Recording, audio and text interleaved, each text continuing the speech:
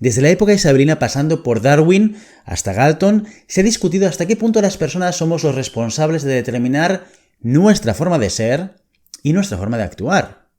Incluso de lo que se nos da bien y de lo que se nos da mal. Creemos en el libre albedrío y que hacemos las cosas pues porque queremos. Y en ningún momento nos planteamos si nuestros actos los hacemos por voluntad propia o por el contrario, si hay algún factor externo que nos influencia a ser tal y como somos nosotros. ¿El empleado modelo lo es porque quiere ganarse el sueldo? ¿Y el que es un pasota simplemente es que no tiene ganas de trabajar? ¿O tal vez no? Hoy trataremos de responder a esta pregunta.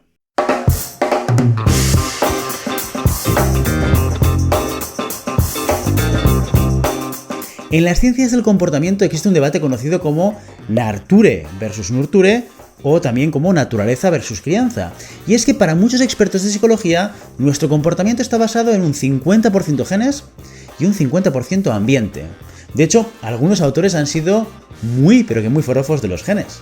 Por ejemplo, Darwin defendía que no había que curar a las personas enfermas. En vez de eso, tendríamos que dejar que la enfermedad siguiera su curso para que, de forma natural, pues los más débiles desaparecieran y así fortalecer a la especie. Lo cual suena bastante heavy, ¿verdad? Pues este es uno de los principios de la teoría evolutiva de Darwin. Solo los más preparados pueden sobrevivir. Pero en fin, hoy no vamos a centrarnos en esta parte del moldeado del comportamiento. Hoy vamos a hablar de la otra mitad, la del ambiente, y más concretamente, el ambiente social y cómo las creencias de las personas determinan nuestra forma de actuar. Déjame ponerte un ejemplo sencillo. Rafa Nadal es bueno porque nació con el don del tenis corriendo por sus venas, es bueno porque hubo gente que creyó en él. Ambas cosas son importantes y si es así, ¿cuál tiene más relevancia? Dejémonos de preguntas y vayamos a buscar las respuestas.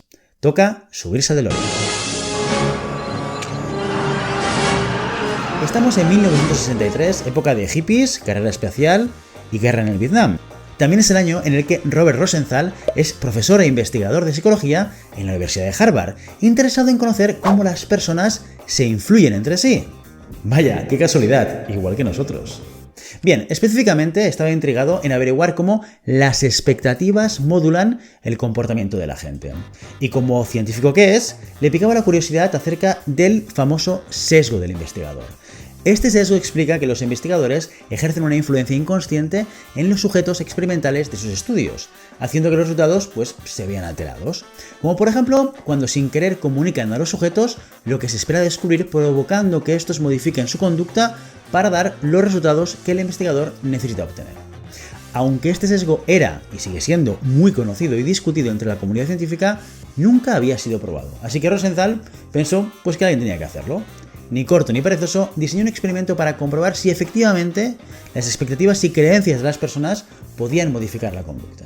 El experimento se desarrolló de la siguiente manera. A 12 estudiantes de último año de psicología que ya tenían cierta experiencia en el manejo de experimentos con roedores, se les dividió en dos grupos y se les comunicó que su objetivo era enseñar a unas ratas de laboratorio a resolver un laberinto. A cada estudiante del primer grupo, del grupo A, se le entregó un conjunto de 5 ratas y se les dijo que se trataba de ratas excepcionalmente brillantes, que habían sido entrenadas para resolver puzzles de laberintos de manera muy eficaz. Por otro lado, a cada estudiante del segundo grupo, el grupo B, se le entregó otras 5 ratas, pero a estos se les dijo que sus ratas eran profundamente estúpidas, así que si no veían ningún avance y les costaba aprender a resolver el puzzle del laberinto, pues que no se preocuparan. Atención secreto, lo cierto es que todas las ratas eran completamente iguales. No existían ni ratas listas ni ratas tontas, pues todo formaba parte del experimento de Rosenthal. Bien, los alumnos estuvieron experimentando y enseñando a las ratas a resolver el laberinto 10 veces al día, durante 5 días seguidos. ¿Y qué es lo que pasó? Pues bien, que las ratas del grupo listo tuvieron un desarrollo de aprendizaje mucho más rápido y sostenido. Cada día lo hacían un poco mejor hasta que finalmente aprendieron a resolver el laberinto. Por el contrario, las ratas del grupo tonto no empezaron a mostrar signos de aprendizaje hasta el tercer día. Y el cuarto y el quinto día, atención, no solo no siguieron aprendiendo, sino que mostraron señales de retroceso. Pero, ¿por qué? ¿A qué se debía esta diferencia en el comportamiento si todas las ratas tenían las mismas capacidades al principio? En el artículo que Rosenthal escribió tras realizar el experimento, señaló que durante el tiempo que los estudiantes pasaron con sus ratas, se dio cuenta de que aquellos que querían entrenar con las ratas listas eran mucho más cálidos y agradables con ellas. Las acariciaban más, les daban más palmaditas en el lomo cuando veían avances y se portaban bien, y tenían más cuidado al sacarlas y meterlas en las jaulas. En cambio, el grupo que creía tener a las ratas tontas no demostró ningún tipo de cariño ni simpatía por ellas. La conclusión que sacó al final Rosenthal es que las creencias de los estudiantes y sus expectativas habían resultado determinantes para su conducta. Aquellos que creían entrenar a buenas ratas, pues simplemente les enseñaban mejor. Con este experimento, Rosenthal demostró que el sesgo del investigador era posible y que además la modificación de conducta se podía inducir a propósito. Pero no fue este el experimento que le hizo famoso, no señor. Hubo otro mucho más relevante para el campo de las ciencias del comportamiento que resultaría clave para entender cómo nuestras creencias modifican las conductas y nuestros resultados. Un experimento tan importante que el efecto descubierto llevaría su nombre, el efecto Rosenthal. Bueno, o más popularmente conocido como el efecto Pigmalión, o en su forma más dramática, el efecto de la profecía autocumplida. Para ello, tenemos que avanzar 5 años más y situarnos en 1968. En esa época, Leonore Jacobson era directora de un colegio en California.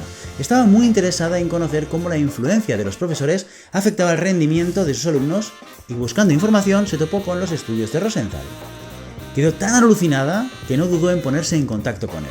Después de varios encuentros y charlas, pues decidieron colaborar juntos y diseñar un experimento para demostrar el efecto Pigmalión en el ámbito educativo. Dicho y hecho, el experimento comenzó al inicio del año escolar.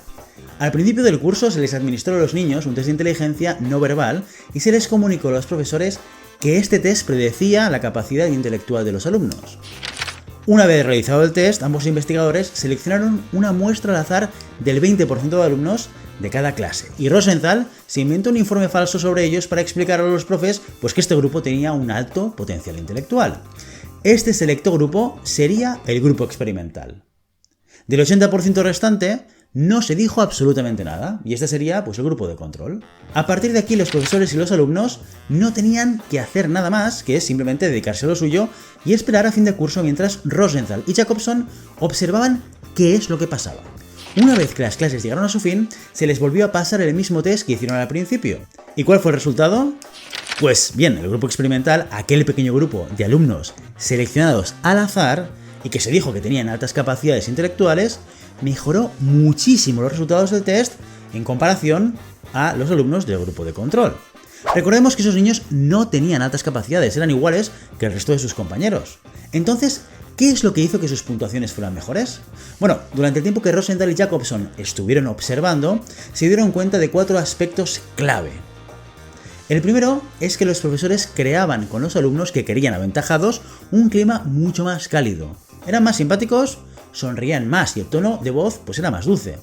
En segundo lugar, es lo que Rosenthal define como el input, es decir, los profes estaban mucho más dispuestos a enseñar a los alumnos listos que al resto. Les explicaban más materia, eran más eficientes y a la vez eran más exigentes. El tercero es la oportunidad de respuesta. Con los alumnos del grupo experimental, los profesores eran más empáticos, aceptaban más fallos, daban la opción de modificar las respuestas si estas estaban mal construidas y además ayudaban a los niños a desarrollarse si estos tenían dificultades. En último lugar, a los niños que querían inteligentes se les otorgaba un número mayor de refuerzos positivos. En conclusión, de nuevo, cuando los profesores estaban delante de niños que creían que eran inteligentes, pues sencillamente se les enseñaba mejor. Es decir, que las creencias y expectativas que los investigadores habían impuesto a los docentes hacían que estos se comportaran de la forma necesaria y haciendo las cosas necesarias para cumplir con estas expectativas. Sin duda se trató de un experimento increíble que aportaba evidencias científicas sobre el poder de las creencias y las expectativas de las personas para influir en el comportamiento y en los resultados de los demás. Entonces, volviendo a nuestra pregunta inicial, ¿realmente nuestras creencias pueden modificar las conductas de las personas y sus habilidades? ¿Y esto se puede inducir? Bueno, antes de que me respondas, un apunte, porque no es oro todo lo que reluce. Y es que un día llegó Robert Thorndike, famoso psicometrista y experto en herramientas de medición de psicología, y demostró que la calidad del estudio de Pigmalión sobre los alumnos era un poco deficiente.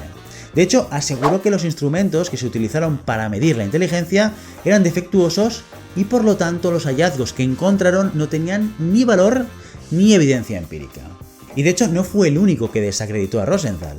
Por su parte, Rodenbusch demostró en otro experimento que cuando los profesores habían llegado a conocer a sus estudiantes durante 2 semanas, la inducción previa de las expectativas se reducía, atención, a 0. Es decir, que daba igual que les hubieran dicho que el grupo experimental era más inteligente.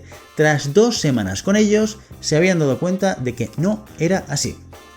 Y entonces te preguntarás, ¿pero qué pasa con el experimento de las ratas? Porque ese también demuestra que existe el efecto Pygmalion. Pues veamos, en 2016, Jansen, Puig y Schmidt replicaron el experimento, esta vez con estudiantes de secundaria, y no encontraron diferencias entre las ratas tontas y las listas en el resultado final, así que no se pudo apoyar la teoría inicial. El efecto Pygmalion no hizo acto de presencia. Entonces, ¿el efecto Pygmalion qué es? ¿Toda una farsa? ¿No existe? ¿Nuestras creencias no influyen en los demás? ¿No podrá ser el próximo Rafa Nadal si alguien no cree muy fuerte en ti? A ver, no dramaticemos, ya sabemos cómo es la ciencia, que a veces no se pone de acuerdo. Verás, a pesar de las críticas y experimentos fallidos, sí que hay más estudios que apoyan el efecto Pygmalion y la influencia en los demás a través de nuestras creencias. Por ejemplo, Kieran y Gold demostraron en un metaestudio que las expectativas positivas de los directivos sobre sus colaboradores mejoraban su desempeño. Y si tienen expectativas negativas, pues la autoestima de los empleados bajaba y por lo tanto también su rendimiento. Entonces, ¿cuál es la conclusión de todo esto? Pues bien, como ya has visto, parece que sí que hay cierto efecto en el comportamiento de las personas según sus expectativas, y que estas a su vez influyen en cómo actúan los demás. Puede que el efecto Pygmalion no sea tan potente como para convertir a tu equipo en un equipo de alto rendimiento solo por creer muy fuerte que lo es. Pero sí que parece claro que la ciencia apunta a que si crees que tu equipo es de alto rendimiento, será más probable que emprendas las acciones necesarias para conseguirlo que si no lo creyeras. Así que, en tus manos lo dejo. Si te ha gustado el vídeo, dale a like y no te olvides suscribirte para no perderte ninguna de nuestras publicaciones semanales. Y recuerda que también puedes apuntarte a nuestro grupo de Telegram, seguirnos en LinkedIn y suscribirte a nuestro newsletter. Encontrarás más información en nuestra web, en globalhumancon.com. Muchas gracias por estar hasta el final y hasta el próximo episodio. ¡Adiós!